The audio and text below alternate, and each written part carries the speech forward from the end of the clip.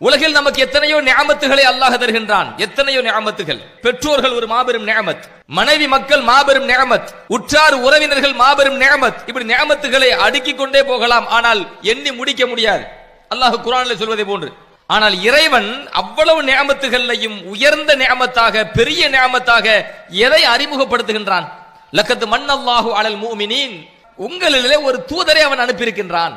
இது பஅஸ ஃபீஹிம் ரசூலம் மின் அன்ஃபுஸிஹிம் யத்லு அலைஹிம் ஆயாத்திஹி வ யுஸக்கீஹிம். அவர்கள் அல்லாஹ்வினுடைய வேத வசனங்களை உங்களிடத்தில் ஓதி காண்பிக்கிறார்கள்.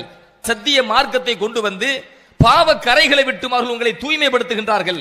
உங்களுக்கு தெரியாத பல ஞானங்களை உங்களுக்கு வழங்குகின்றார்கள். அவர்கள் வருவதற்கு முன்பு நீங்கள் மிக பெரும் வழிகேட்டில் இருந்தீர்கள். உங்களை நேர்வழிப்படுத்த வந்தவர்கள் மாநபி ஸல்லல்லாஹு அலைஹி வஸல்லம்.